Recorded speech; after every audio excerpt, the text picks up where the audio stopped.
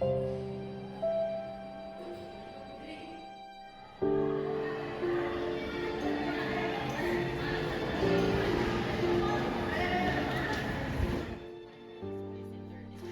please enter this room. You're the last to arrive.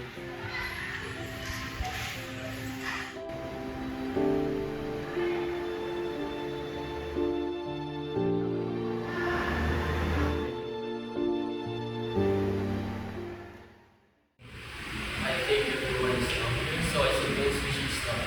Who's going to go first?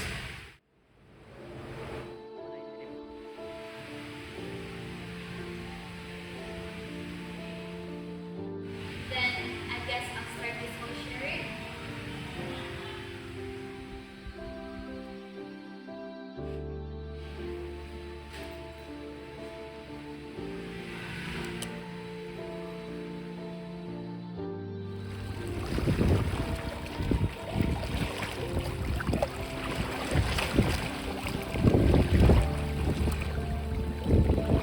I never really had a difficult life, you could say. My family was middle class. My parents didn't have any issue with each other. It was just an ordinary life without any hitches. That was until he came into the picture.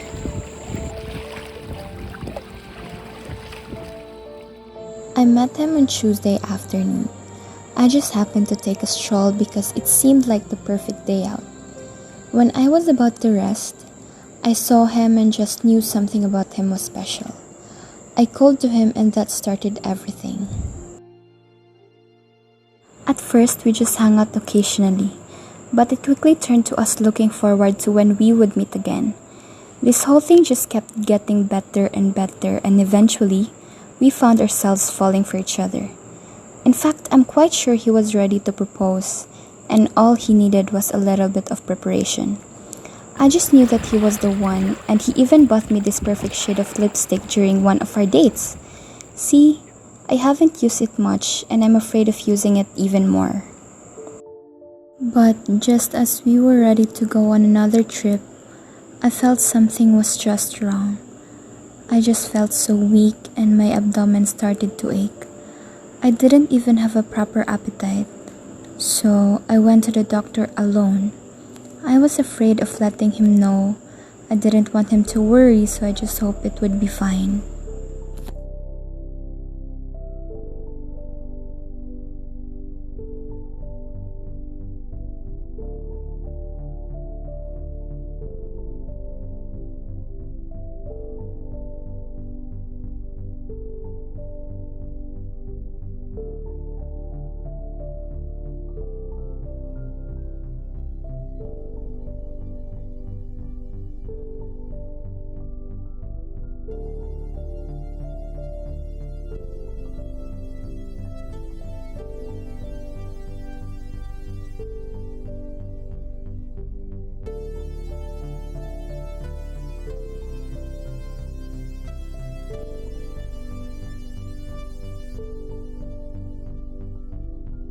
But the doctor told me I had late-stage liver cancer. It wasn't likely I'd survive, and I didn't have the funds or the capability for any sort of treatment, so I just accepted it. After that, I asked for the trip to be cancelled. He was so worried about me that I just felt so thankful he was there. But I didn't want him to see this side of me, so I asked him to leave resolutely and completely. He seemed so confused, but I kept pushing him away. I even threw at him the lipstick he gave me.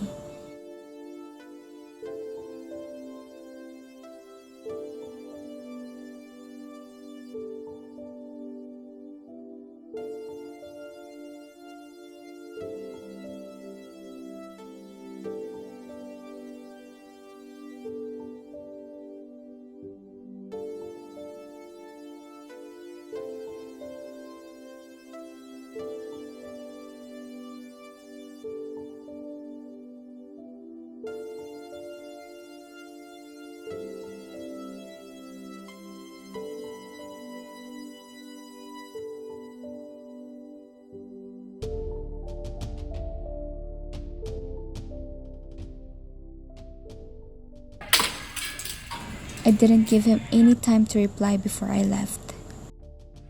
I never knew what happened to him until now. But there was no news at all. But I'm now knocking on death's door and just waiting for him to respond. I don't think I'll ever want to see him again. This pale, haggard appearance is just far from what I was during the time we were together.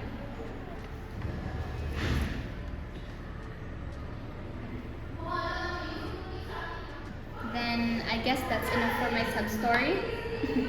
I've never actually thought I'll say So- this. It seems everyone have their own story. Well, that's what we're here for.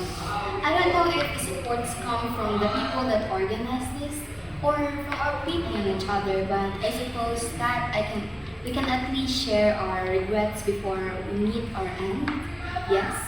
As much as I hate to admit, sharing all this made it feel like a weight has been lifted from my chest. So what about you? What's your story? Honestly, I have had my fair share of regrets, the scene switches to a more business-oriented environment.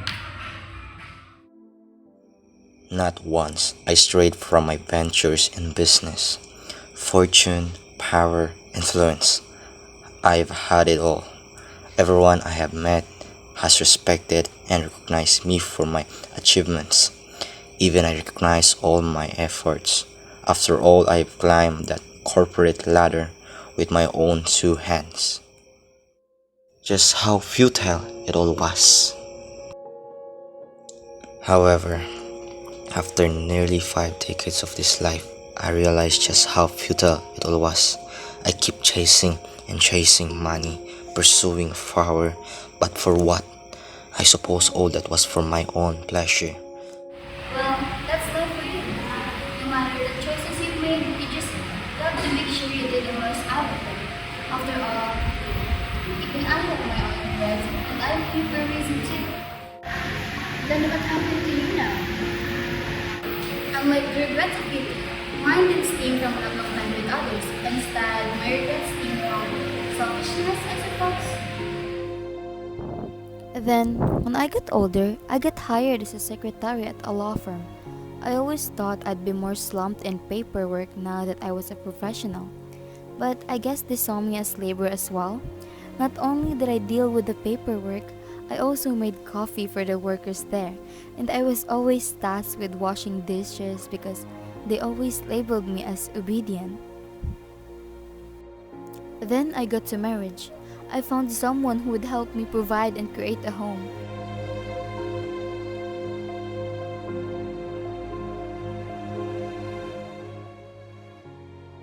But in the end, I was still used to serve them. I did everything at home and I slaved away at work. Everything I did wasn't for my sake, but for theirs. It was for them. I never had the freedom to do something for myself. Every time I tried to make a choice, it always ended up with me becoming another person's tool.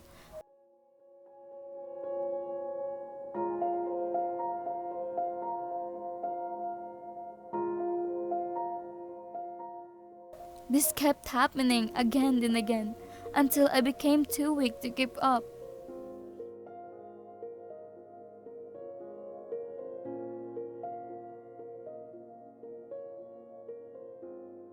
Then I ended up here. Everything I did, everything I said, everything I thought, it was all for them. I just wish that just once, even for a single time, I could have done something for myself. I sounded so confident earlier talking about how choices have been made, but we can only maximize them. But honestly, even I find it difficult to hate my own advice now. I look at that into my eyes and they reflected my face. But are those regrets really so unacceptable? Why must I regret everything that I have done? Tell me, was everything I did all for nothing?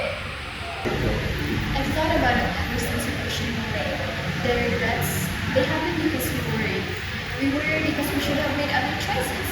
We could have chosen something better, but we didn't. We could have chosen something else, but we didn't. We could have thought about it before doing it, but we didn't. So can we really do anything about them now? I do see your point, but should we keep on contemplating that what we have done? I thought I bought and sell my mistakes for decades and brought nothing but pain and sorrow. Then what would happen if we ignore his mistakes? Would we improve as humans?